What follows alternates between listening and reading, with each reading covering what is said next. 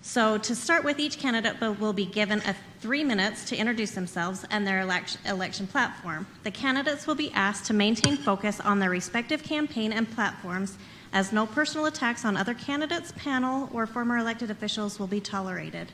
We have also asked that each candidate refrain from using any of their technology, as no personal attacks on other candidates, panel, or former elected officials will be tolerated. We have also asked that each candidate will address the questions to all the candidates. However, not every question will be addressed to all of the candidates. As no personal candidate responses will be limited to 2 minutes and will cover various subject matter, including experience, economic development, transparency, high-density housing, budgeting, and infrastructure. After all the questions are asked, each candidate will be allowed to do a 90-second closing statement. The moderator and production staff, aka Tammy, will keep candidates informed of their elapsed time and will enforce the limits. We will hold up a sign when you have 10 seconds remaining on your statement, and again when your time is up. If time does allow, we will solicit additional questions from the audience. However, we did get a plethora of questions, and so that I don't anticipate happening, but if your questions are super quick. We will also ask that each candidate get up and speak at the lectern at the front so everybody can view each candidate. Do you guys have any questions? Is there a bathroom break during this 90 minutes? If we do need to do a brief intermission, let me know. Okay. Like wink, wink, nod, nod. We will also excuse candidate Sherrie Ohrn at 6:30 so that to allow her time to actually attend another commitment that she has this evening. Okay, so starting out for the introductions, we will start out with candidate Ali Escobar. If you just would like to take a minute and introduce yourself, the seat that you're running for, and your platform. At the lectern, please. Oh, sorry. Podium. Hi, my name is Ali Escobar. I am running for Herriman City Council too. And if you just can't hear by my voice, I'm very nervous. So hopefully I can just get through this whole getting to know the candidate without getting too nervous. But the reason why I'm running, I used to, not too long ago, work for Herriman City. So I know internally of the issues that are going on around Herriman. But not only internally, I also know them as a resident of Herriman City. All the issues that we have, one of them that I would like to address is making Herriman City a center of opportunity for businesses to come to Herriman. I would like to address the infrastructure, and I would like to address as well transportation needs that the city has. Hopefully it didn't go over my 90 minutes, but shortly, that's me. And I forgot to say a lot more things. So anyway, that's me. Thank you. Thank you. We'll turn the time over to Teddy. Ladies and gentlemen, I'm Teddy Hodges, running for City Council District 2. I've been in the city for a little over a decade now. Had my opportunity to serve on many different boards and committees, currently serving on Herriman Arts Committee, Herriman Healthy Herriman Committee, also on the Utah State Suicide Coalition. I've had the opportunity to visit with a lot of people throughout the last little bit that we've lived here. I'm very active in the community, and you've seen me help out at certain situations. A few years ago, when we had a large suicide cluster, we were able to draw the city together, not only to bring action and help bring people together, but bring people resources, and that was the main thing we were lacking out here at that time. A couple people in the audience actually helped that happen, and it wasn't just a sole effort by me. The city's strong, and what I want to focus on is making it stronger. We're stronger together is when we act together as a council, as a committee, to where we can actually create action. Currently, we have a lot of things happening in the city, and the next 4 years are pivotal. We will see a lot of growth. We will see a lot of changes. We need to be able to actively work with other jurisdictions to help bring those changes, not only that we need, but we need their help to, i.e., get traffic lights to transfer correctly so we can get out of the city in a timely manner. Also get emergency services into our areas at a faster rate if needed. We had a fire break out this last week. They were amazing and knocked it down very quickly. That happened during the middle of the day. If it happened during rush hour, it could have been a different story. There's a lot of things that we're missing, and I think having a working, good council together will be a great thing to have. So there's a couple of my platform things, and I know you're not here for the city council members. You have a mayoral primary coming up, and so we'll leave a lot of time to them. So Teddy Hodges, Herriman City Council, District 2. Okay. Candidate Grange.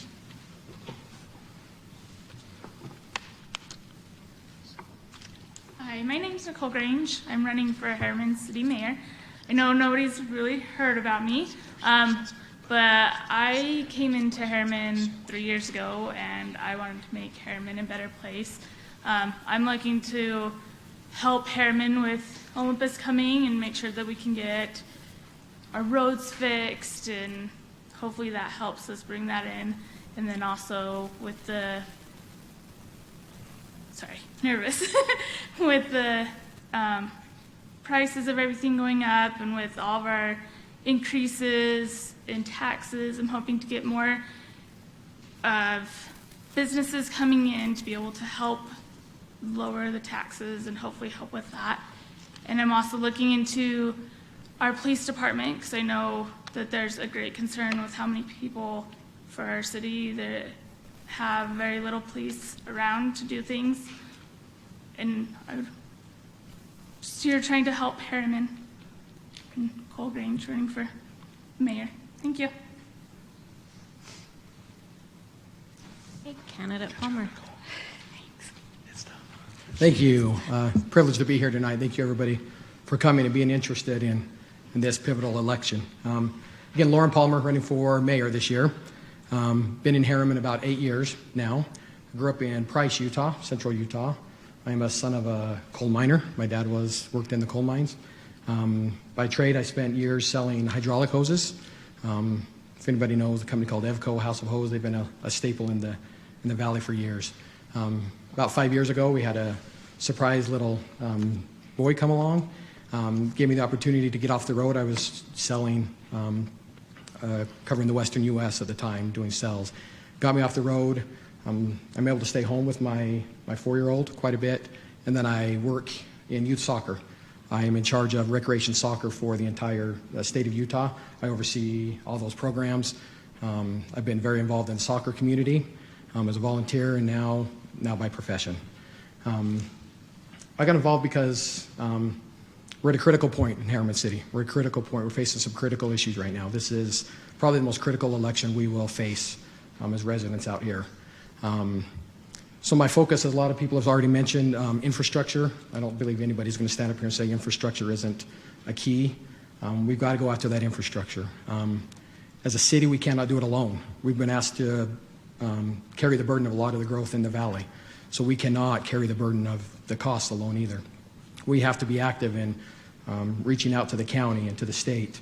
There's money available. We have to go seek that money. We've got to go fight for our share of that money to bring those funds our way. I believe in a balanced housing mix. I got started in the community about 6 years ago with a group called Herriman for Responsible Growth. We were instrumental in changing a few developments that were trying to come into our area. That was a resident group that I became a strong resident advocate. I fought alongside residents. I brought residents from many communities together to fight that growth. So now we advocate for balanced housing, especially right now with a focus on single-family homes in the area. We need to focus on economic development in our city. We've got to protect every ounce of commercial area we have in the city. We have to go out and recruit and be active and bring those commercial entities. We have to bring job centers to the area. So not all of our residents have to commute out of the area. And finally, we have to, I have my big focus on the community. We need to focus on programmable spaces in our parks. Right now, if you have any kids playing youth sports at all, youth soccer, football, a lot of the activities take you out of the city. We need to focus on bringing some of that here into the city, and then a focus on arts. Again, Lorin Palmer running for mayor, and I would love to have your vote. Thank you. Candidate Smith.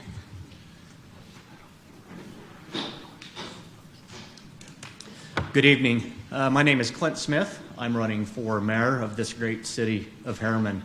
And I really want to start out by thanking each of you for taking the time to be here tonight. This is an important time for us as a community. It's an important time for the issues that face us. And this next election will be pivotal. And educating yourselves on what those issues are and for those that can best lead us forward is essential at this time. So I really appreciate your time being here this evening. I grew up here in this valley. I grew up actually not too far from here in the city of Draper. Grew up in a small farming community. Have a lot of fond memories of that, growing up with a father and a mother that were both deeply rooted in community service and being part of making our community better.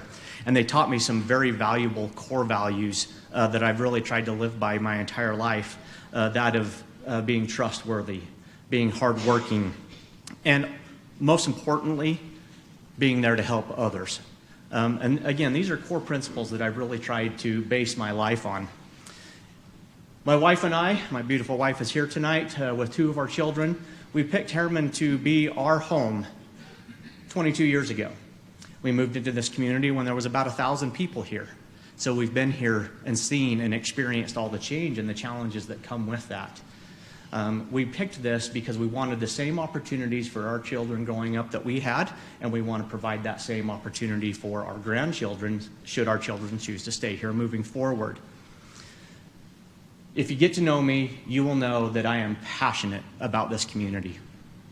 I've been involved for over 12 years now, 8 years on the Planning Commission, 5 years serving as the chair of that body, and the last 4 on the City Council.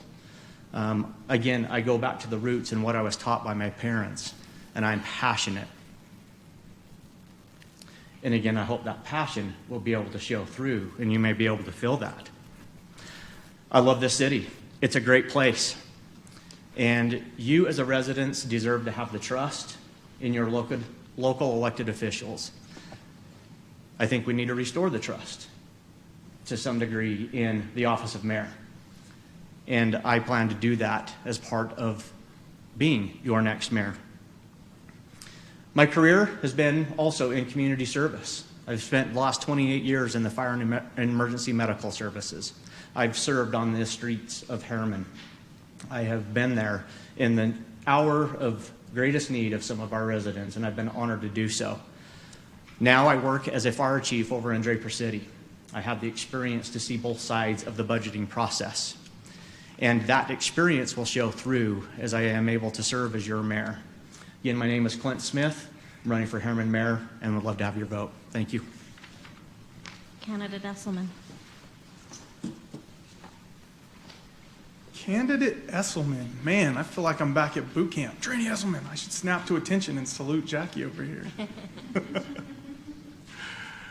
Hey, sweetheart. Thanks for being here. I love you. Hey, Herriman. I'm Jared Esselman, and I'm running for mayor. You've probably heard that a lot. So I am excited to do this, and this has been fun so far. These guys are great.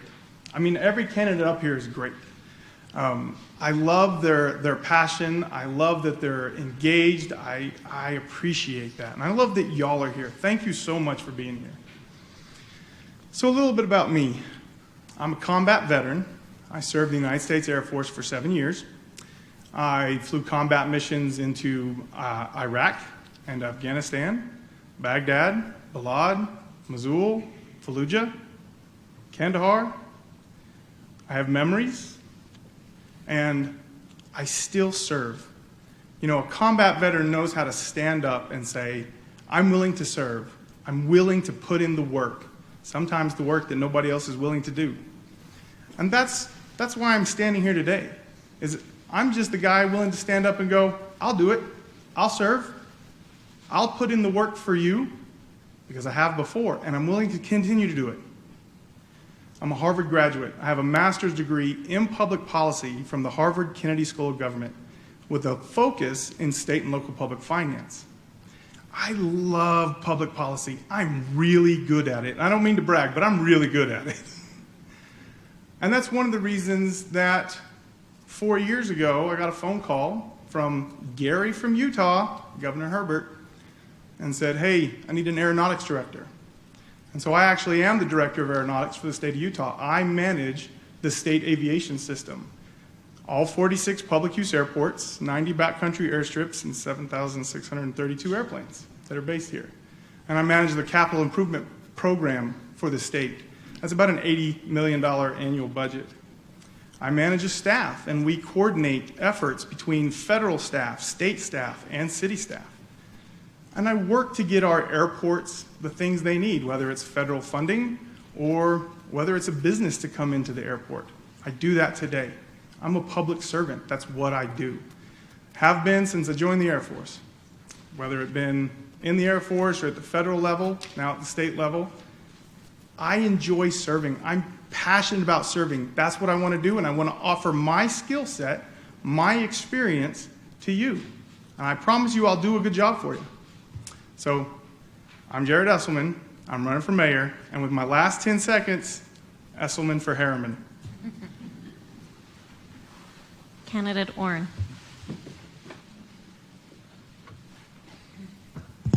I am Sherrie Ohrn, and I am running for City Council in District 3.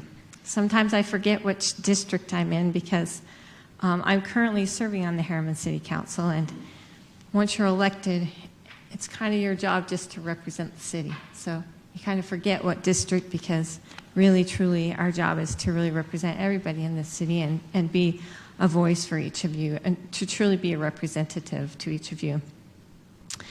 I would say that that has been my drive and my purpose in everything I do with the City Council is simply to be a representative. I strongly believe in our form of government, that we sit here to represent your needs, your desires, and your wants, and that's our job. And so I strive hard to do that every day. I have a lot of opportunities besides just the City Council opens up the door to a lot of other boards and districts and things like that you have an opportunity to serve in. I leave early tonight for one of those obligations for the water district. So I apologize for that, but it was a conflict that couldn't be helped. I'm grateful for the people that are here. I'm grateful very much for the opportunity I've had to serve you for the last 4 years. It's been almost 4 years, 3.5. It's been a great honor for me. My job is to be available. My personal cell phone is on the website for a purpose, because I never want to be unreachable for the citizens of this city. It is true that this election, there's a lot of things happening in Herriman right now that's pivotal. Olympia, I guess it's Olympia now instead of Olympia Hills. I get confused sometimes. But they petitioned for annexation. We know that that's coming. We know that there's a lot of negotiation that needs to go on to try and minimize any negative impacts that will have on our residents, be it water, or be it transportation, be it quality of life, be it any of those types of things. It's our job to try and not only minimize the negative effects possibly it would have on our current residents, but future residents that want to move to our community. Our job is to really look a long ways down the road and see how we can best plan this community so that the quality of life continues to be here. So I'm very grateful for the opportunity that I've been given and continue to be given to represent you. And I just guess I would just implore that I love that there are people here tonight, and I hope that there's a lot more people that will watch this, listen to this, and make sure that we really, truly elect people who represent us. So thank you for this honor. Thank you. For our first question, we are going to start with candidate Hodges. So if he wants to come to the podium. Your first question is, yes, candidates will be given 2 minutes to answer these questions. What is your educational and professional background, and how will this experience help you serve the community? So my educational background started off at University of Wyoming. I ended up leaving that school and going to the police academy for a couple of years and got my associate's degree there in a small community college in Wyoming. Then I ended up marrying this beautiful lady here and moved to Utah at that time and took plenty of night classes and finally finished my diploma about 10 years after that. So I've had my professional bachelor's diploma in business accounting and management and business administration for about 6 years now. Currently, during that time, I've owned and operated several different businesses. I have a pretty successful business right now, contracting solar, that I've done pretty steady for the last 7 years. I believe that it's helped me throughout my life being a business owner and being able to build businesses, to know budgetary items, learning how you're affecting people's lives by decisions you're making, but also being active in the city and looking and seeing how people are functioning and how you can have a disagreement without argument. We've seen in the past that some arguments have broken out and lots of things don't get done during council meetings or planning meetings when you have arguments. So we need to learn how to work together and take those disagreements and voice your opinion and concerns and move forward. So I believe that through that and through my education that it is great for City Council. Thank you. Okay. Candidate Grange. What is your educational and professional background, and how will this experience help you serve the community? My educational background is just high school. I've done a little bit of college, and I am actually in the process of getting into college in the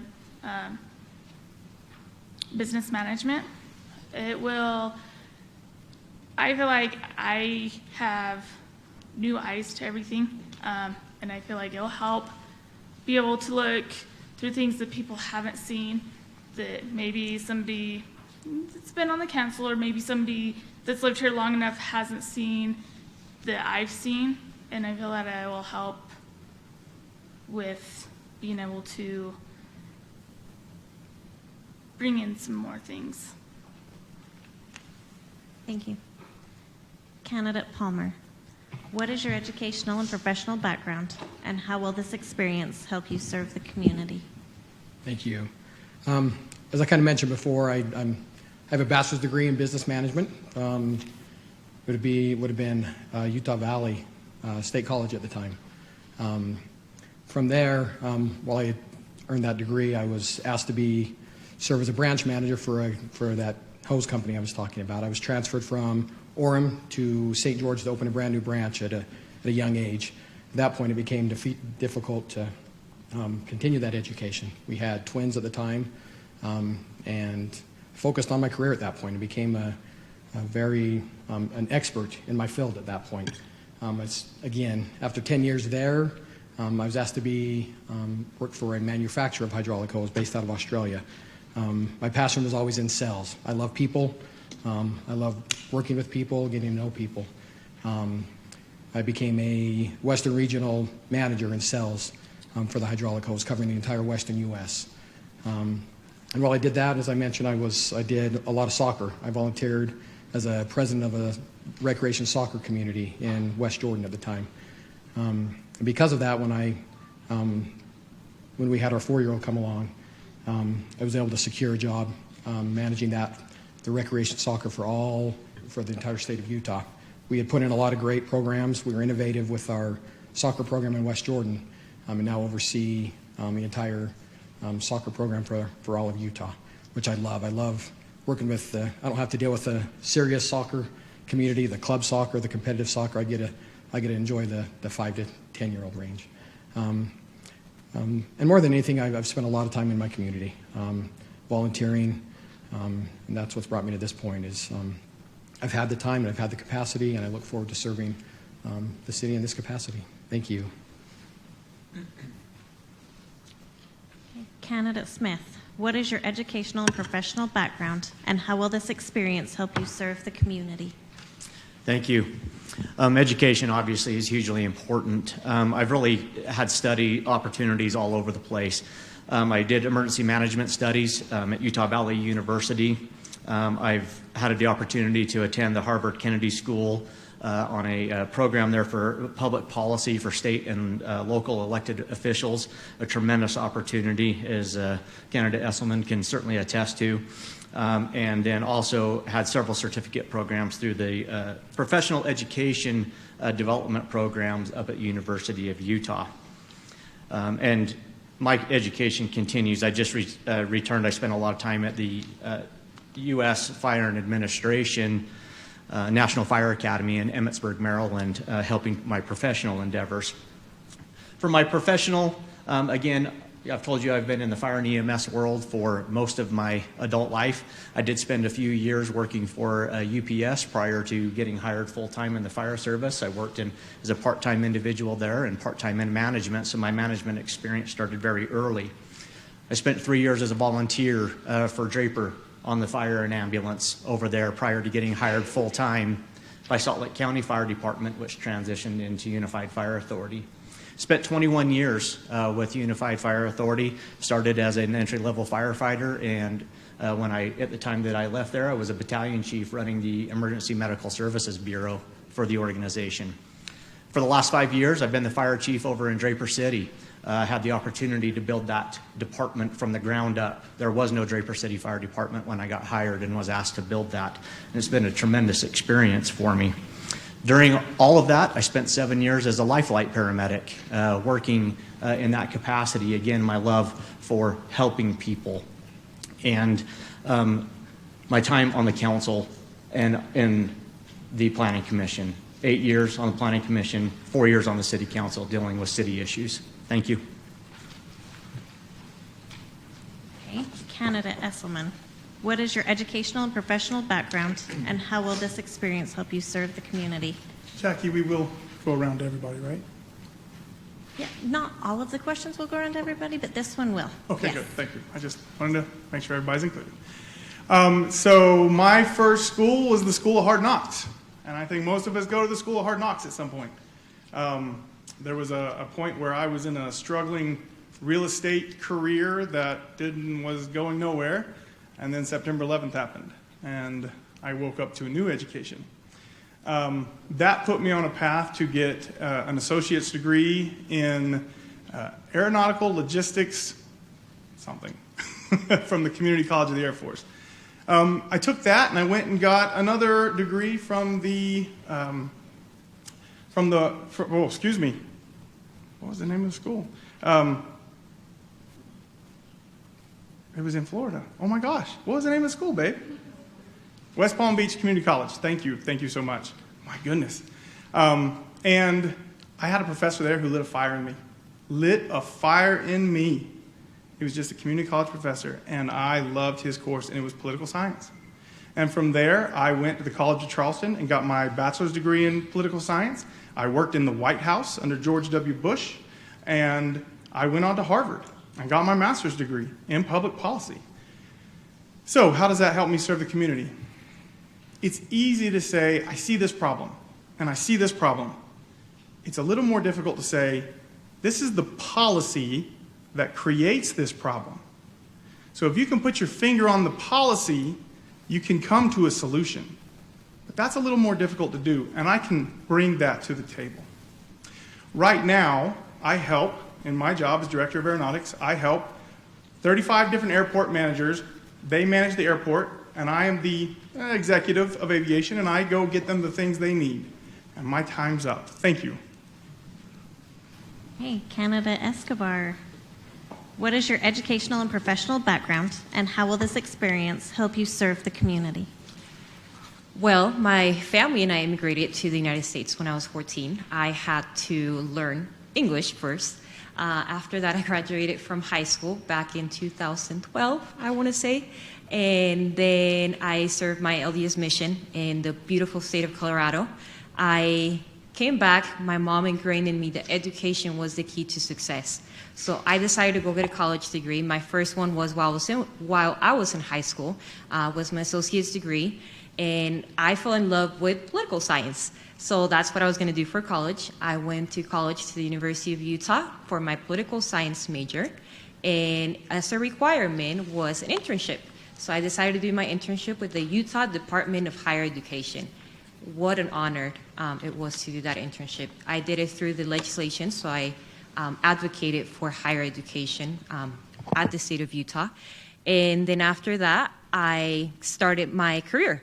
And my first job was as a salesperson, so kind of like Lorin, just helping out people. Then my second job, my official job after graduating from the University of Utah, was Herriman City.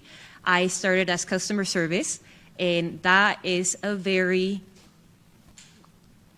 hard job to do because we get a lot of calls, a lot of concerns, and sometimes I didn't have the answer to all of the concerns. So my second job right now is with the Utah Independent Redistricting Commission, and my job there is to redistrict the state of Utah. Well, not me, but the commissioners. And what my job is to hear the people voices, help them draw their maps. And that is my main, I guess you can say, platform, is just how do we involve more people into the process of government. And that's why I'm running, again, Ali, for Herriman City Council District 2. Thank you. Thank you. So this next question is for the mayoral candidates, and we will start with candidate Palmer. Elaborate on your level of staff and project managerial experience. Can you repeat that? Staff and managerial project experience?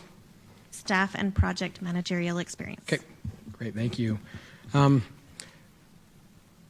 the height of my career, I was managing a facility in Ohrn, and there we had several outside salespeople. We had an inside crew. I was managing 15 people.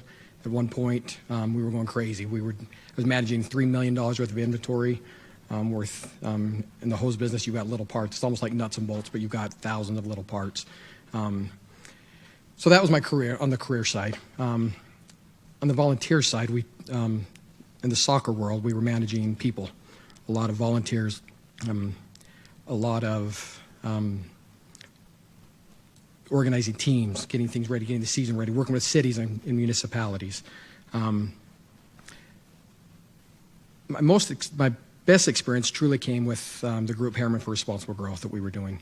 I was able to reach out to members of the community. We were able to bring the community together. We fought off a development that was going to be truly horrible for our city. We brought the city together. We were able to bring elected officials to the table at that point. And from there, we became a very respected group. We were several other communities reached out to our group to look for ideas on how to fight off similar developments in their community. From there, we created Utah for Responsible Growth. With that, other cities used our model to work with their cities to fight for better development. That truly taught me that I'm a uniter. I'm there to bring people together for a common goal. I learned so much through that process, learned so many amazing things, met so many amazing people. And that's truly why I'm here right now. Our city needs to be united again as we move forward. And that. Thank you. Mayoral candidate Smith. Elaborate on your level of staff and project managerial experience. Thank you. This has been really part of my training up to this point in my entire life. Again, I've told you that I worked for Unified Fire Authority, Salt Lake County Fire Department, moved up through the ranks there. I had the opportunity to really gain the experience from starting small, managing a station crew, a crew of 6 within the station, and learning the personnel dynamics that go along with that. Moved up to the battalion chief level, where I managed 7 stations, had personnel totaling about 30 people that I had to manage on a daily basis. And then now as a chief in Draper City, I manage a department of 65 personnel, from admin staff to the operations staff. And again, all of that experience has through the course of growing and learning and progressing through the steps, has taught me a great deal about personnel management and also public funds management. On the project management side, with Salt Lake County Fire Department, I managed what was called their CSEP program. It was federal funds of about $1 million a year annually that I managed for exercise and training. I also managed their Emergency Medical Services Bureau. That came with a budget of about $4 million annually that I managed. Currently in Draper, I manage a budget of just over $8 million specific to the fire department from all aspects of it, and recognize the importance of this is the public's money, and we are stewards over that. In terms of building the fire department, again, I did that from the ground up. I started as the only employee of Draper Fire Personnel. Staff meetings were great when there was just one of me. But I learned how to progress through that to, again, amassing every bit of the equipment, apparatus, and tools necessary to perform emergency medical services with a team of 65 highly trained individuals. Thank you. Merrill candidate Esselman. Elaborate on your level of staff and project managerial experience.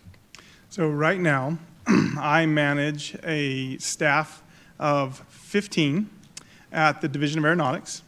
On top of that, I have to coordinate their efforts with federal staff efforts at the Airports District Office with the FAA and the Flight Service District Office with the FAA.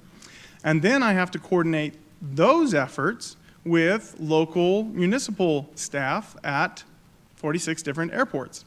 And it is like herding cats some days. It is a battle of personalities.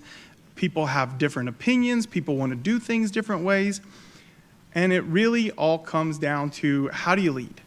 How do you lead folks, right? How do you lead people who are all working toward the same thing? We want a runway, or we want a new business to come into the airport, or we need to put in a water line. How do you coordinate all of those different interests? And so when it comes down to leadership and coordinating that, and let's be honest, the federal government has very different interests than the state government, which has very different interests than the city governments. And getting them to all find common ground and move forward to get a project done. And there has never been an airport project delayed under my tenure because we're able to do it. And we're able to get our engineers, who are another realm of staff that we have to manage, to work with federal, state, and local staff to make sure that things happen.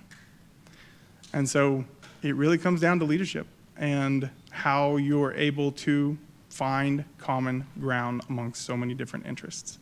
Thank you. Thank you. Merrill candidate Grange. Elaborate on your level of staff and project managerial experience. I used to be a sergeant in the military. I used to run at least 15 people. I would train them on what to do. I was a mechanic. We trained them on what to do. We do classes. And I feel that leadership is very important so that you don't have everybody pretty much running with their heads cut off. As a leader, I learned how to get people to put their thoughts first and do it right, and like put it in rows of what we needed them to do. I feel that I can help push people in those ways and get them going the right way on what we need to help our city and what we need to get our city growing and get people coming here and get the businesses coming so that our city can flourish. Thank you. Okay, our next question, we will start with Merrill candidate Smith. Herriman City is working on the adoption of the fiscal year 2022 budget. What aspects of the budget would you offer additional funding, and what budget allocations would you consider reducing?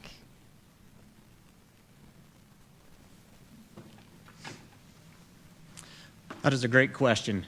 When it comes to the management of an annual budget for a community and recognizing that this is your money and how we spend that money, for me, there was no greater responsibility as a council member.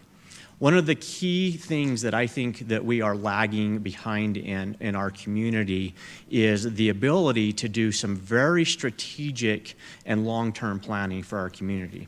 We have experienced such rapid growth over the last several years, over 78% growth in the last 5 years. And if you think about that, that is just astounding. And what happens is when that happens, we now are being more reactive than proactive in our planning.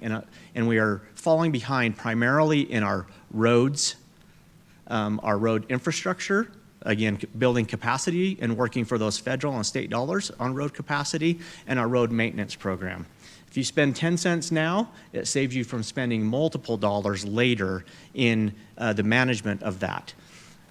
It's easy to go and flush your toilet and turn on your shower and have the sewer system work. But I'll tell you what, when people drive down a bumpy road, you hear about it.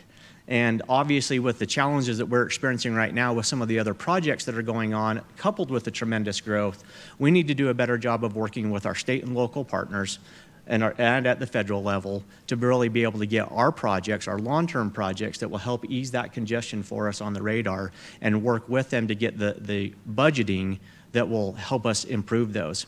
When it comes to reducing the budget, I'm going to tell you, we run one of the leanest budgets around. And there is not one area that I would tell you that I would reduce anything because I think our staff does a fantastic job in budgeting and helping us as a council to accomplish their priorities. Thank you. Thank you. Mayoral candidate Esselman. Herriman City is working on the adoption of the fiscal year 2022 budget. What aspects of the budget would you offer additional funding, and what budget allocations would you consider reducing? So we're going to talk about this for the next 6 hours because this is a 6-hour conversation, not a 2-minute answer.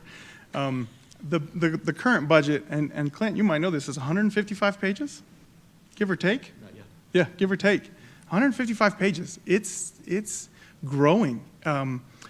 You can find every version of the budget all the way back to 2012 on the city website, and the 2012 budget's really easy to go through. The 2019, 2020, 2021, it's a lot more difficult. Well, a couple of the aspects that I have noticed in the budget, one is our revenue really has spiked, right? Our anticipated revenue. The 21 budget, I think, had it estimated at 24 million, and the 22 budget has it estimated at 34 million. That's a big jump. That's a big jump for a little city. Now, that's a good problem to have, right? And so we're going to deal with it. It's a good problem to have to figure out where to put that money. But we also have to remember what of that is one-time money and what of that is ongoing money.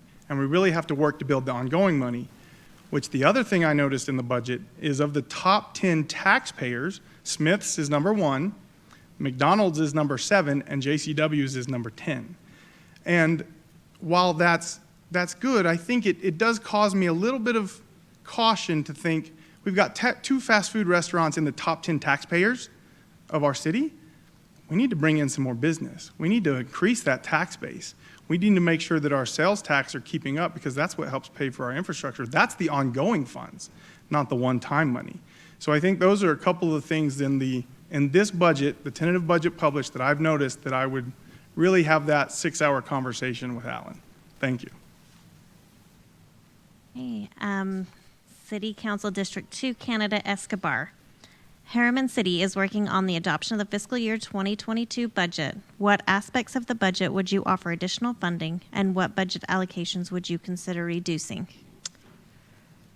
Well, my experience working in the city has been that doing this budget process doesn't necessarily start when we adopt it, but it's a process that we start in January and it goes till we approve the budget. So it's a really, really tough process that we go through. I was not able to go through any of that conversation because that was not my position. But I think kind of like what Jared was saying, it's important looking at where the city bases the one-time money is building permits. And at one point, the city is going to build out. So what we need to look at is we need to look at ongoing funding. And again, my platform mainly is to bring businesses to Herriman City in order to grow that place where we put taxpayers' money. I mean, Jared already wrapped it up saying dismiss is one of our biggest one, and in which ones are our biggest taxpayers, our biggest tax allocators. So what we need to do is help that economic development, bring that economic development into Herriman City, and as well as if we bring more businesses into Herriman City, it will bring what I call the center of opportunity in order to help our Herriman City residents as well find a job and commute less, and being able to allow them to find those places. One of the greatest opportunities that we have in Herriman City coming up is the Salt Lake Community College and the University of Utah. That will allow for professionals to work here, and it will allow as well our students coming into the city to stay here in Herriman City. Thank you. Thank you. Council District 2, candidate Hodges. Herriman City is working on the adoption of the fiscal year 2022 budget. What aspects of the budget would you offer additional funding, and what budget allocations would you consider reducing? I can see Alan rolling his eyes right now at us, right? So we have an amazing staff. We have an amazing finance director, and I know they've taking many months, year after year, to produce this budget. Is it perfect? Probably not. Is it going to be perfect for me, perfect for you? Probably not. So I would rely upon our staff to do the job that we hired them to do. And Clint gave a perfect answer. There's certain areas that we would all love a little bit more here, a little bit more there. I say, hey, let's cut back a lot and give it all to arts. I like arts, right? We just finished the Newsy production. It was amazing. If you guys missed it, wait till next year, Cinderella. But we have an amazing group of people that we hire and we pay daily to do these jobs. And if they give us direction and they say, here's our directors, here's what they've said we need our money allocated for, and we've gone through and nickel and dimed it, that's the budget. Can we adjust it a little bit here and there? Probably. Are we worried about one-time money? Most definitely. Do we have enough to keep up with capital improvements? No. Do we have enough to maintain our roads to the level we want them to? No. Is it going to increase over the time as we bring economic development and more business in? Yes. And I think that's where we look. We look to the future of what we can bring into the city and how we can make our budget bigger. I hope our budget swells to 50, 60 million. I would love that. But I don't want it to come from our residents. I don't want it to come from one-time money. I don't want that to come from your pocket to where you get double taxed because you live here and you spend your tax money and your dollars here going to Smith's, going to JCW's. By the way, their milkshakes are amazing. So if you guys spend your money here, that's great. We want to bring more businesses, to bring more people here to spend their money here and stop bleeding to Riverton, to Draper, to South Jordan. So, thank you. Thank you. Mayoral candidate Grange. Herriman City is working on the adoption of fiscal year 2022 budget. What aspects of the budget would you offer additional funding, and what budget allocations would you consider reducing? Honestly, I wouldn't reduce or put any towards it yet. I tried to work on building up our businesses and bringing in the money. Then I'd look towards what we can put it into and what I don't want to take from anything. I'd rather us put into stuff. Like they've all brought up, our roads need work. I want to be able to lower the taxes here in Herriman and be able to help, hopefully, all the businesses that we can get in to be able to help with that. So thank you. Thank you. Okay, mayoral candidate Palmer. Herriman City is working on the adoption of the fiscal year 2022 budget. What aspects of the budget would you offer additional funding, and what budget allocations would you consider reducing? It is a great question. In a growing community like this, the money for infrastructure isn't there, has been mentioned. I think we could all say that we could throw every dime towards infrastructure. We wouldn't get there. So infrastructure is an easy answer. For me, we need to invest in our community right now. We need to invest in ways to make Herriman a destination so that people will want to come here and spend their money here so that we can build our economic base, which will then increase our revenue so then we can then invest it more in infrastructure. My vision for the city is to make Herriman City a destination for the trails, for our recreation opportunities that we have out here. We're the only city in the southwestern part of the valley that has access to the many trails that we have, to the natural resources that we have. If we can make Herriman a destination for those type of things, if we can invest in some more trails, if we can invest in some recreation opportunities in this area, that is going to bring people to our city. At that point, it's going to be easier to recruit businesses here, to recruit that economic that base here. It's hard to recruit them out here just based on saying, hey, we're growing. Herriman still is an end-of-the-road community. We will always be an end-of-the-road community. We're not going to be a Riverton or South Jordan, but people are driving through, that you can stop and get a hamburger on the way through. We need reasons to bring people here. The only way we can increase our revenue is by bringing more economic base out here. And I believe we can do that through our recreation opportunities and taking advantage of our natural resources that we're blessed with in this area. Thank you.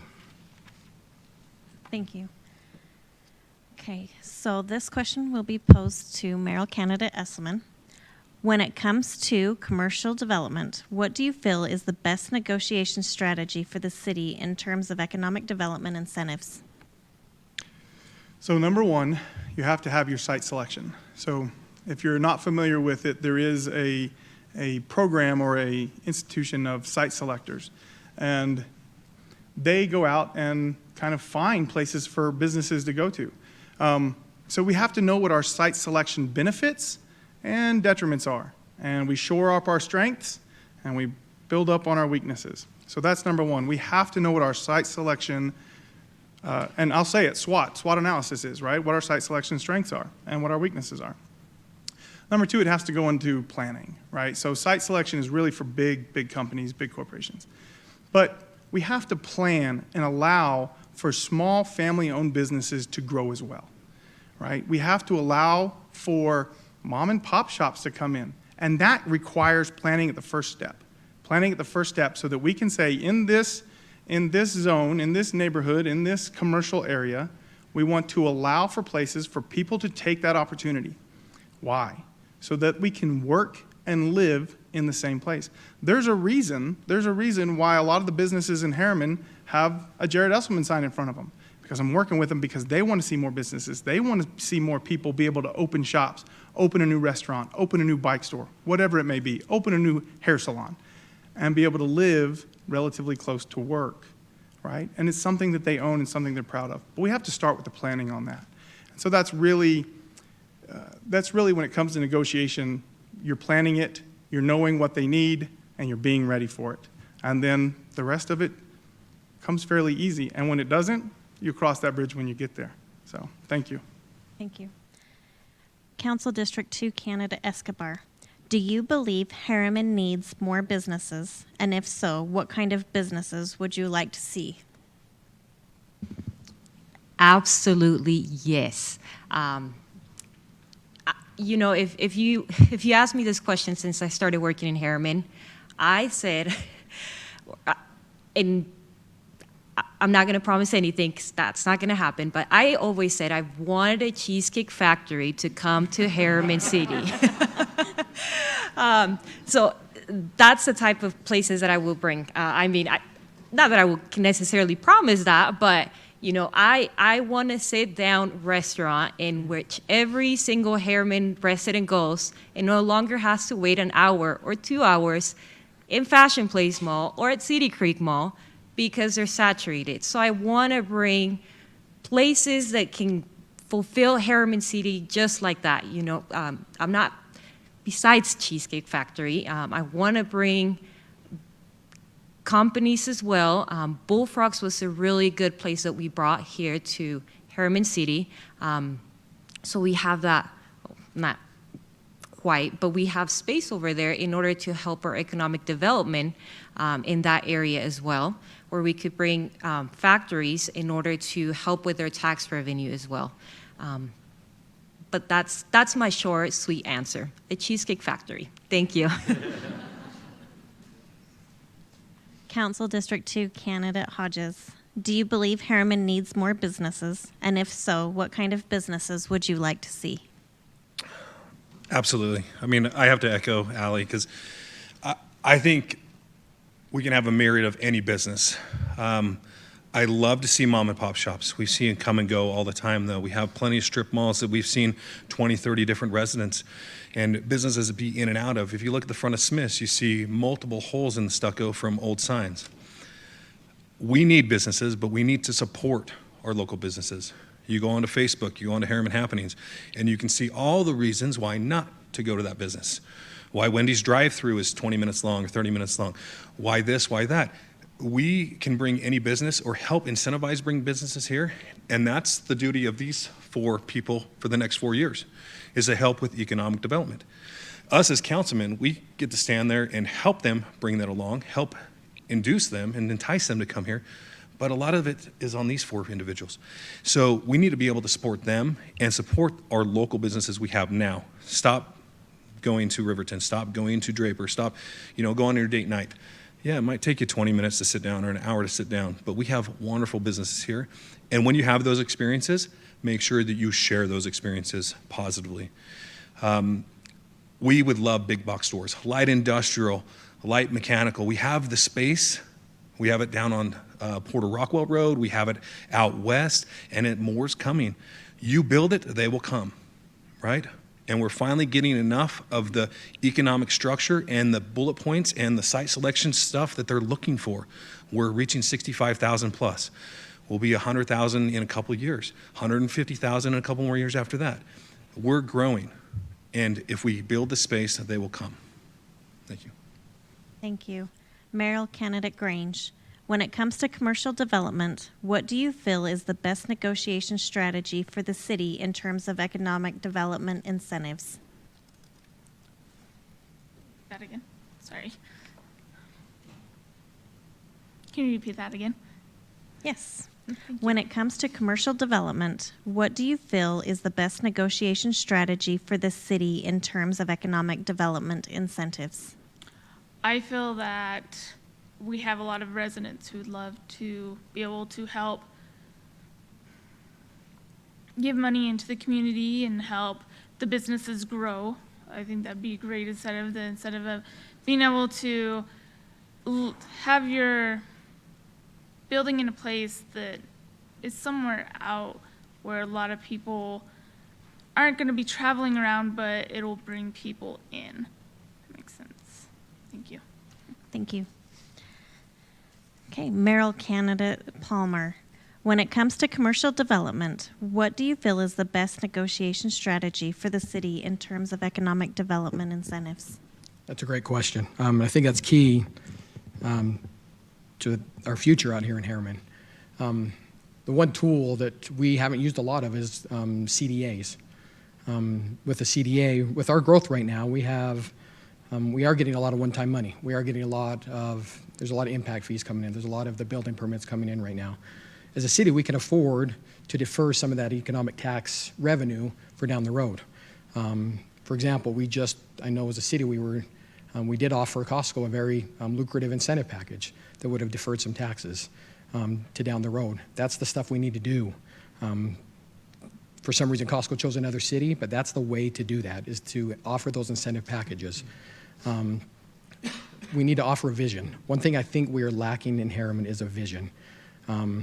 We need to let those businesses that might be considering what Herriman is, what our vision is. What do we picture Herriman being? We've grown so fast. We've been so worried about growth. What is our vision? What kind of businesses do we want? We need the fast food. I was going to stand up and joke that we needed more dentist office and a few more credit unions. But I think we know we're full of that. Terry doesn't want that. Like Teddy said, we need to support the local. We have a lot of great entrepreneurs in here in the city. Just recently, I sat down with a few businesses that are just starting up in, whether it be a live work unit they're working in right now as far as a salon. They've been successful as far as a live work unit. We need to support those and then give them opportunities to find another home within our city. A bike shop has moved out here looking for an opportunity to just get started. We need to provide that incentive and give him an opportunity to start as a mom and pop shop here in our city. And I know that kind of stuff's out there. We just need to go get them. So, thank you. Thank you. Merrill candidate Smith. When it comes to commercial development, what do you feel is the best negotiation strategy for the city in terms of economic development incentives? This is a very multifaceted question for sure. I will start out by saying that I do love Cheesecake Factory and would fully support that as well. But that being said, the challenge for businesses to locate anywhere, and Herriman is no exception, is the infrastructure that is needed to support that business. You've heard that word a lot tonight, but that really is the key. It's the water systems, it's the sewer systems, it's the power grid into there. It's all of those infrastructure needs that they actually need to be able to tap into in order to build their building.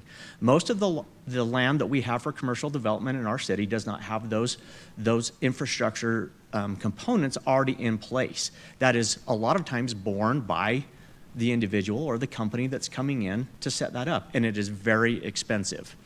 Now, contrary to public belief, just because Herriman is great isn't enough to just get businesses here. We do have to, and the key word here is incentives and negotiation strategies. Lorin mentioned CDAs. We use CDAs throughout the city. There's a CDA here in the town center that is utilized. But the challenge or the success of a CDA is actually having the businesses in place to then pay back into that or to recoup some of that tax deferred money. Two other items that are out there that are used commonly. One is called a TIF. It's a tax increment financing, or a PID, which is a public infrastructure district. Both of these are mechanisms that are put in place for us to consider and use to structure with those businesses on how we can, again, allow them to have the money that they need to put in the infrastructure and defer some of that upfront costs that comes to them. We have to be strategic and progressive in the way that we look to utilize TIFs and PIDs with our large commercial prospects in order to make it financially feasible for them to come in. Thank you. Council District 2 candidate Ali Escobar. One of the concerns some community members have had in the past is transparency within the city and decisions related to its business. What do you feel the city can do to be more transparent and encourage public participation? You know, currently in where I work at the Utah Independent Redistricting Commission, I should highlight independent. And what we try to do at where I work at is we're trying to make everything transparent to the public. We're even into the idea, because people don't know where their district maps come from. They just think they go into a dark room and all of a sudden the maps are made and then they get adopted and then district maps are made. So the idea that we're running into is putting all these things on YouTube, making the people watch how we draw the maps. And I think the city does an excellent job at putting everything on YouTube, Facebook, being transparent. And there is also a thing in government called a grammar request.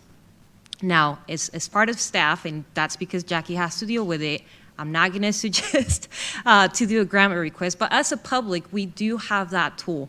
And I think mainly it's about educating our public, getting to know who our audience is, and that's where, in my job of as a public servant for the Utah Independent Redistricting Commission, what we try to do is how do we involve that 90% of people that are not involved in politics, because it's not attractive, it's not sexy. And part of it is how do we spend those resources in order to get the public involved? And in my experience is, just putting everything kind of transparent. There is a lot of misconception that the government is not, because of all the political noise going around. And it's just about transparency. I think the government Herriman City is as transparent as it can be. But it was just about educating the public that we are and that we'll continue to be. Thank you. Thank you. Council District 2 candidate Hodges. One of the concerns some community members have had in the past is transparency within the city and decisions related to its business. What do you feel the city can do to be more transparent and encourage public participation? City council meetings every second and fourth Wednesday. Work meetings at 5:30 upstairs. Sometimes down here on joint meeting. Planning and zoning is every first and third Thursday at 7 o'clock. Again, we have a joint meeting every fifth Wednesday. Guys, the information's there. The city's been pretty transparent in the last couple of years, and they're getting more transparent every day with Facebook Live. You can stream it from your own living room. You can stream it on your smartphone. You can even be interactive and ask questions. They may not get answered or directed to anybody, but you're able to communicate with other citizens that are watching. Can the city do better? Yeah, we all can do better, right? But I believe that they've done a lot of things. It's like the first time you went to Disneyland. Did you know how to get around to everywhere and do everything? No, but they provide maps. The second or third time you're there, you got to figure it out. You keep coming to meetings, you'll run into these individuals. We'll run into some of these individuals that are in this audience here, and you'll get to know people. The city's as transparent as you want it to be. Like Allie said, there's grammar requests. You can get any information from any meeting. You can look up old notes, minutes. It's all there. And to the individual that asked this question or presented this question, I hope they come to meetings. I hope that they are active in the community. And if they are, they'll notice that it's transparent. And if you want to have a question answered, ask the question, right? I think a lot of us lack the ability to ask those questions. So I say, if you want transparency, show up. I would love city council meeting to look like this. The last couple did for a minute when we had the rugby team there. The Planning and Zoning Commission was just like that last week as well. So, guys, transparency, show up, be involved. It's on you. Thank you. Thank you. Mayoral candidate Grange. There was a widespread community concern regarding the allegations made against our current mayor. Under your leadership, how can you regain public trust for this position?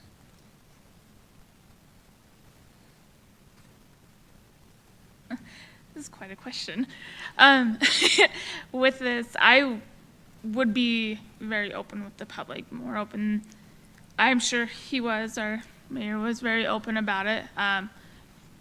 You learn as you go in this. From being in the military, we learned don't touch people. We learned you keep your distance, but these were set rules. And I feel that I would put into that in my mayor. If I get mayor, I would put that also into the play of that I would be as courteous as I can, share with everybody, do what we can to help the city, make it the best that we can, but also realize there's things you can't do, like you don't go around touching people and stuff like that. But you be courteous to people. Thank you. Thank you.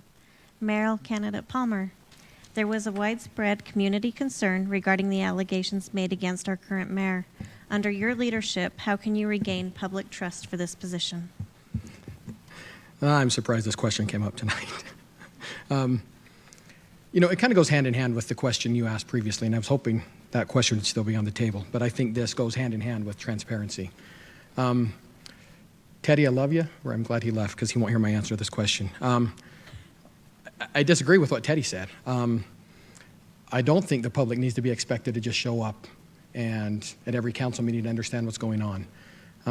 There's this illusion that as elected officers that they're untouchable, they're not approachable. You show up and the only time they're in our community is if you go to a city council meeting. If you know me at all, you know I'm out in the community. I am always out there. My favorite thing recently has been to be at our farmers market we just started this summer. Without fail, I've been there every Monday. I wander around that farmers market. I ask questions. I'm with the community. If you truly want to know what the people need and establish that trust with them, you get among them. You get out. If I were to be elected mayor, I'm not some special person all of a sudden. I'm not a different person. I want to be approachable. I want to be that person that if you see me out in the community, you can come talk to me. I think that's a way you establish trust. You're not just some special person because you've been elected mayor. I will be that person that will be out in the community. I will be approachable. You will know just by knowing who I am that you can trust me, that you can talk to me.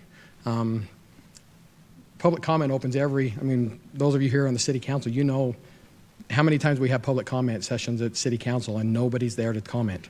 And people are busy, people have lives. So my vision is not to just expect people to come to me. I want to go out and be among the people. That's how I'm going to hear what's going on. That's how I'm going to establish that trust there. Thank you. Thank you. Mayoral candidate Smith. There was a widespread community concern regarding the allegations made against our current mayor. Under your leadership, how can you regain public trust for this position? There is no doubt that there needs to be, we need to restore the trust and accountability in the mayoral's office for our city. And I have now more than ever an unwavering commitment to be open, to be transparent, and to be available to you as the residents. In my professional career, I have a motto that I live by, and it is that you clearly define the expectations to your workforce or whoever it is, but then you hold them accountable. That is the only way that you truly establish trust, that you rely on each other. And this is no exception. The main reason, or the main way that I would establish that trust is to meet with you, to be open with you, and allow you to explain to me and clearly define what your expectations are so that I can meet those expectations. So that when I step out of bounds, you hold me accountable. I was a member of the council when the incident that is referred to took place. It was a very challenging and difficult incident for the council to deal with. It was not fun. But that being said, my philosophy was, again, that there was a clearly defined expectation, not only of the residents, but of the other members of the council with respect to some of those activities that took place. And I made sure that we as a council did what we need to hold that individual accountable. Trust is the foundation of all of that. We have to make sure that you trust me enough to give me your vote, that you trust me enough to implement my vision for our community moving forward, and allow me the opportunity then to reciprocate that through the transparency of the activities that I'm involved in. Thank you. Thank you. Merrill Candidate Esselman. There was a widespread community concern regarding the allegations made against our current mayor. Under your leadership, how can you regain public trust for this position? Well, first I'd like to say, gentlemen, those are beautiful answers. Those are really beautiful answers. And I was just sitting there going, yeah, they're exactly right. It is about trust. And leadership is about trust. It's about getting out to the people, and it's about being trustworthy, and it's about finding common ground. And as a public servant, whether I was working at the federal level, we always had that Freedom of Information Act in the back of our mind, and we built a culture of trust, not only internally, but externally, by practicing, I'm going to put this out to the public. Every job that I do, every email that I send even, I'm preparing to put this out to the public. You have to go into every project, every job, every program implemented with that mentality.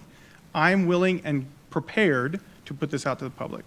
We do that with airport projects now and anything else that I'm involved with. I've been a public servant for so long, it's hard not to do that, actually. Hard not to have that mentality of I'm prepared and willing and able to put everything that I've done out to the public. We actually have in my division, we say, if KSL were to come in here tomorrow, would you be okay with it? And you better say yes. You better say yes. Because that is how you build trust. Do the job the right way. Do the job the right way, the way people expected you to do it, and you will earn their trust. You will earn their trust.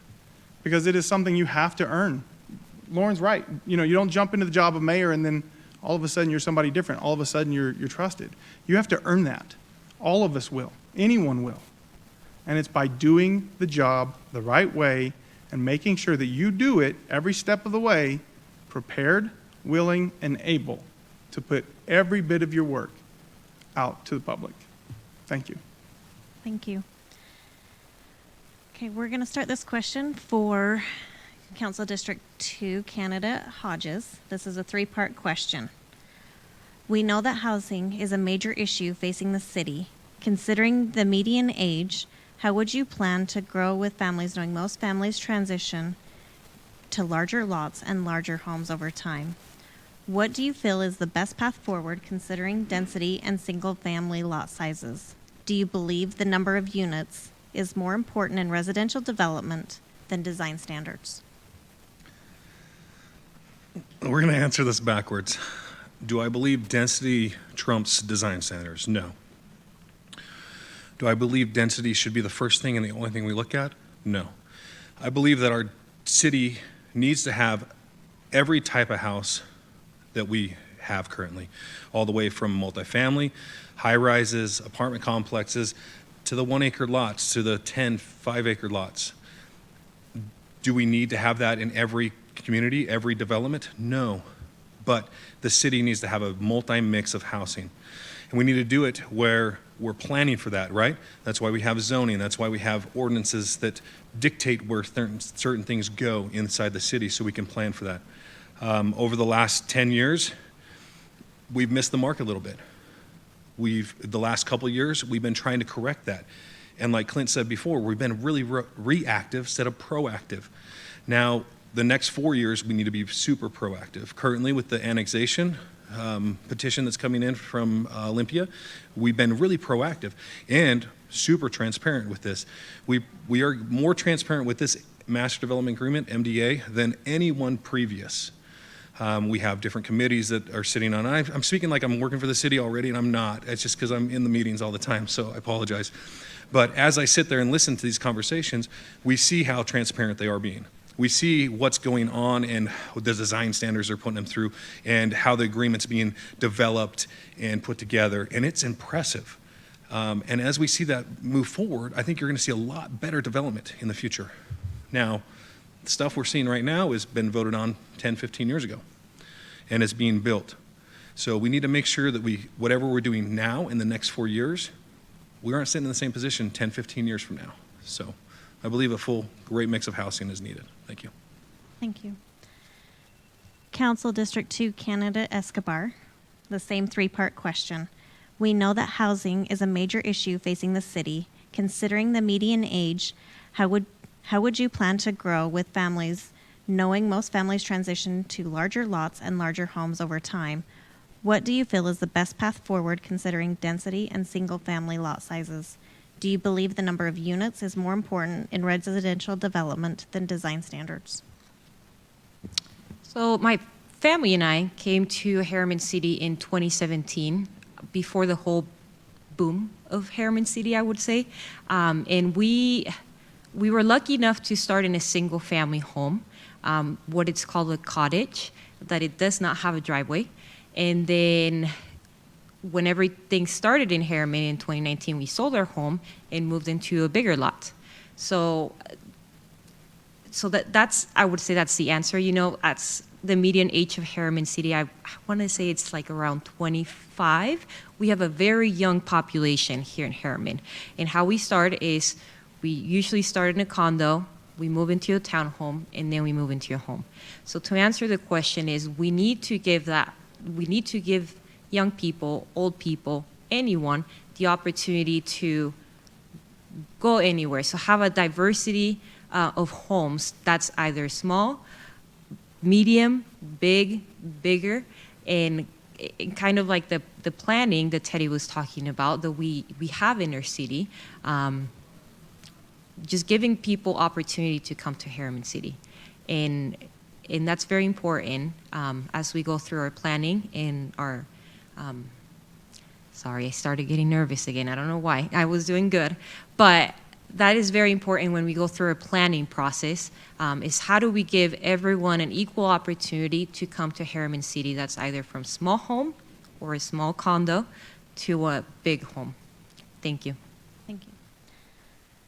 This question, we will start with Merrill candidate Palmer. What do you feel are the infrastructure needs when considering the additional growth of Herriman will experience with the annexation of Olympia and other potential areas?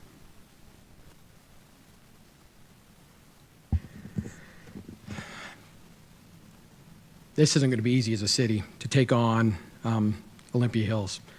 The study just came out. The city commissioned, along with other cities in the area and the county, a Southwest Visioning study that addressed a lot of this right now. We need to address the east-west traffic. That is a major concern. We've got to find another major route in and out of the city. We also need to connect in 111.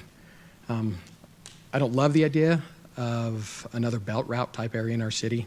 My backyard backs to Herriman Parkway or 126th, but I believe that's going to be a very major thoroughfare through this city that will then connect up into Tobacco Highway.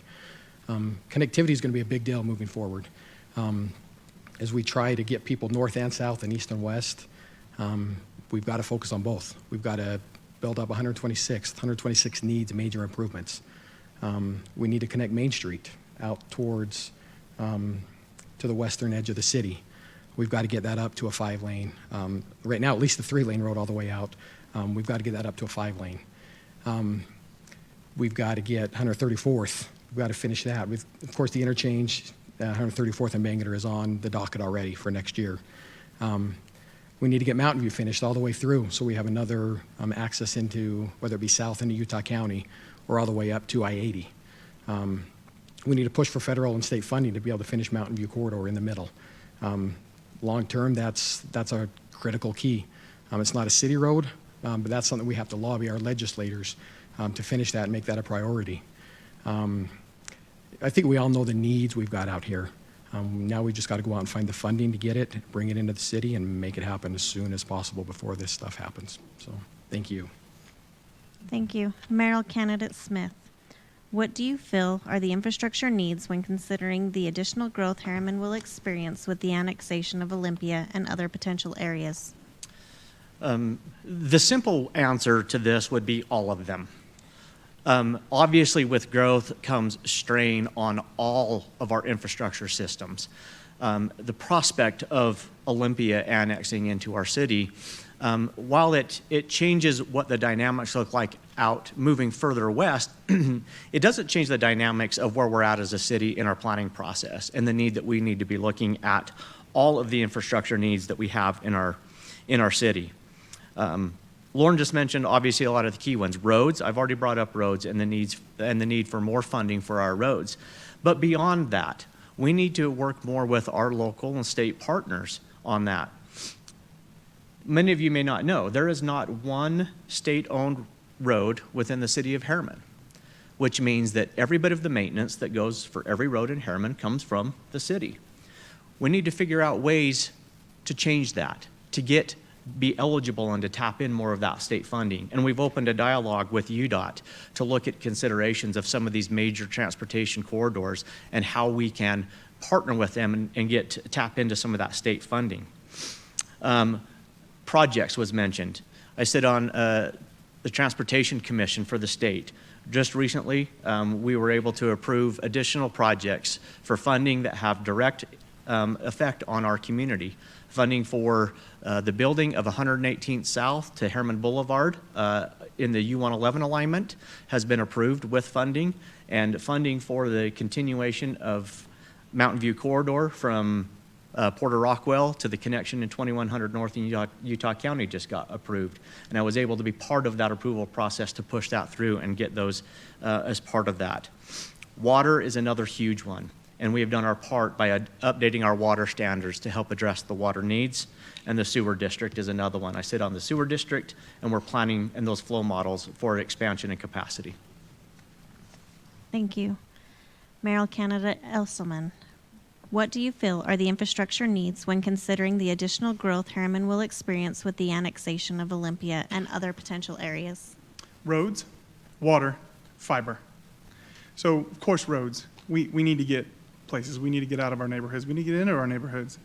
And I'm not going to talk too much about that because I think we've touched on that plenty. Water, can't live without it, and we're going to have to be measuring it, so we need to be very cautious of it. And then fiber. So here I think roads, water, we're thinking very local, but we got to think global as well. What's the infrastructure that connects our local economy to global markets? And that's fiber. Fiber and wireless, right? Your cell towers. I think we need to go out and promote that, bring that in as best as we can. And I will tell you, as we work on that, as we work to connect to our global markets and think of infrastructure, not only how do I get on my driveway, but how do I connect to whether you're in sales and people and markets around the world or even around the region. I work at DOT. I work at the Department of Transportation. We think about this stuff. We actually, DOT lays the fiber network across Utah. And I've seen the maps, and I know that there is a fiber corridor coming through Herriman. I'd like to see that expand. I'd like to negotiate with them so that we can connect more businesses. And as we do this, we have to keep in mind, we have to have that business tax base to maintain it, right? The commercial tax base is what maintains the infrastructure. As developers build and pay their fees and move on, they make their money and move on, how do we continue on with that? So I think that's really a whole ball of wax for the whole city. Now, I'm waiting for Tammy to give me my 10 seconds because I'm going to share with you a secret. I am working on a brand new transportation system for the state of Utah. And that brand new transportation system is, time's up. Ask me later. Thank you. Mayoral candidate Grange, what do you feel are the infrastructure needs when considering the additional growth Herriman will experience with the annexation of Olympia and other potential areas? I feel that the water and roads are, which they've both been talked about by everyone. The roads definitely right now cannot handle everybody that's in Herriman.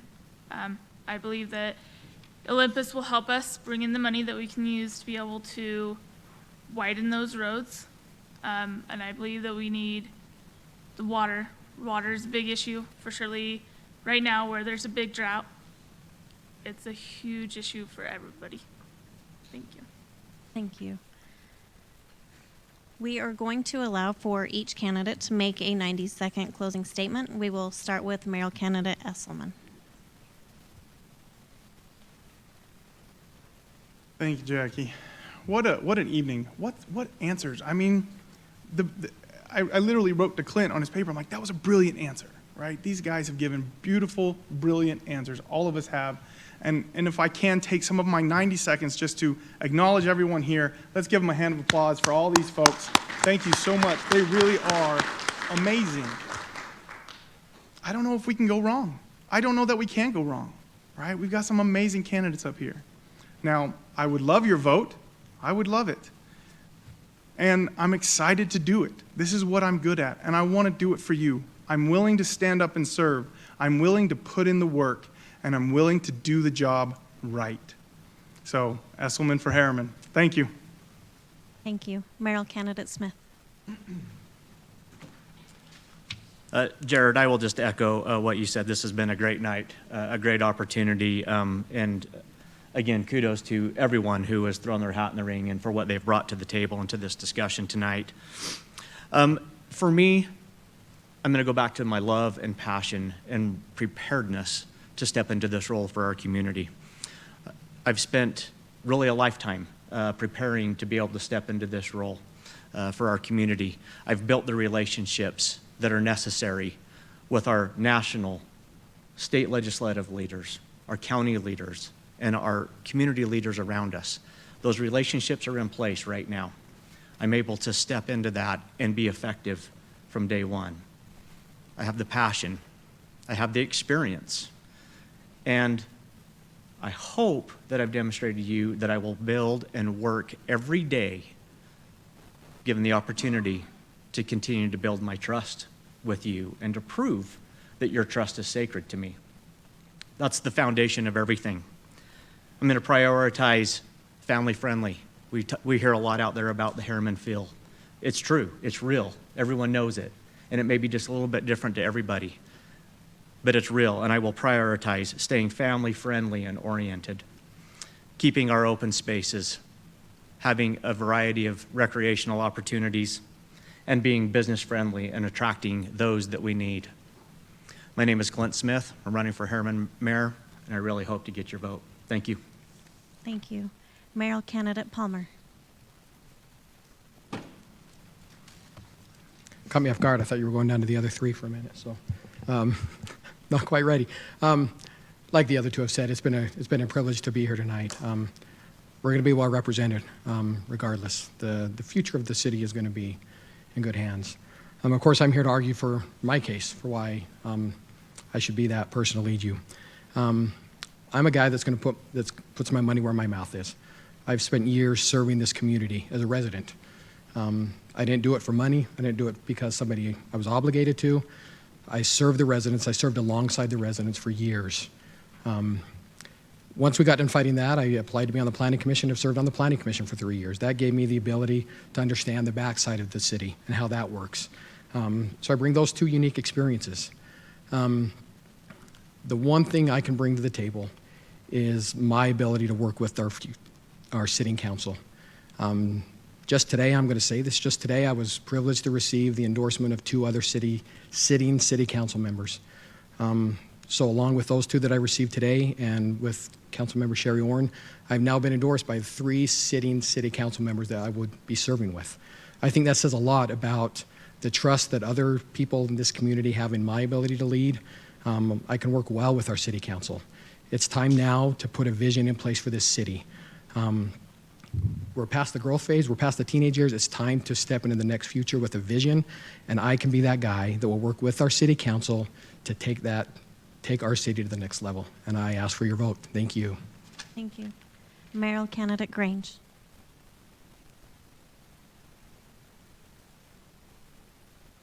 First off, I want to say thank you for everybody coming. Like, it is beyond amazing that we had this many people show up. It was great. As the person running for mayor, I would love to get your vote. I am here to help Herriman in any way I can. I want to see Herriman flourish. I want to see us get businesses. I want to see us get more homes. I want to see us be able to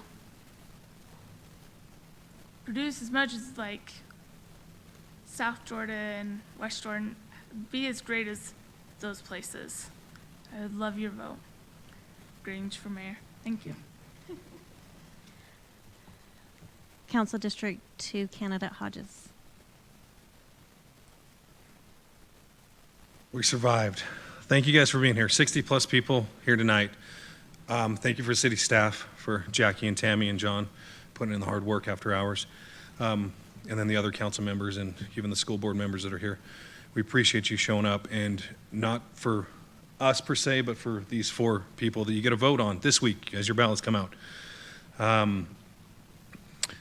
I have a couple philosophies in life.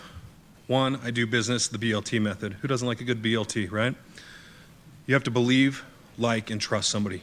And if you do that, then you should be able to do any job with them. You should be able to shake their hand and go home. Even if you don't agree, you should still be able to get things done. The other thing is the way that you do work shows up in your integrity, shows up in how you show up to work and present yourself every day. I know that there's several of us that have come to every meeting in the last 5-6 years. We've missed a few here and there, but we're showing up present all the time. Not because we want to, but because we love the city we are in. Like Clint's saying, we are Herriman. We have a beautiful city.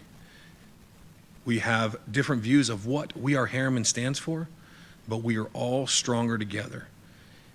And I don't think you can go wrong, but 2 of these men or women is going to get through this primary.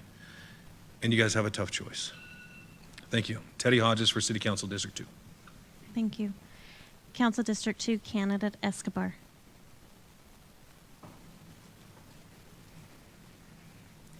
Well, let me tell you why I was late. There's a lot of cars out there and I couldn't find parking, so great job. That's what I like to see. If you just remember one thing about me, is making Herriman City a center of opportunities. Remember, we want a cheesecake. I don't know if we will get a cheesecake factory, but I will work hard to make Herriman City a center of opportunity for businesses to come to Herriman City.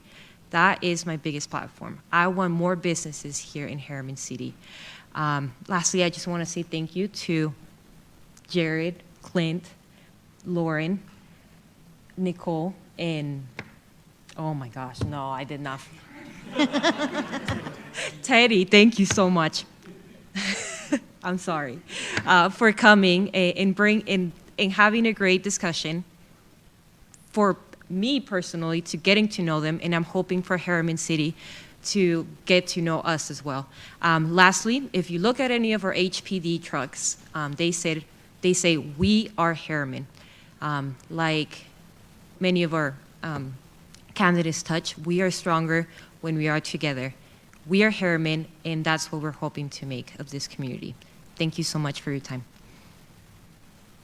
Thank you so much. I just want to take an opportunity and thank all of our candidates for coming tonight and for their amazing answers. And I also want to thank everybody for coming and attending. And with the election coming up on August 10th, the ballots will be mailed out to every active voter this week. So if you have not received it yet, they are coming. I also want to thank all of the individuals who submitted questions. They were amazing, and unfortunately we were not able to get through all of those questions, but I do appreciate them taking the time out to let us know what's on their mind so that we can put the word out to all of these candidates. At the close of this meeting, we will actually have a continuation of our meet and greet for about a half an hour out in our lobby, and I just would like the audience to applaud all of our candidates. Thank you guys so much.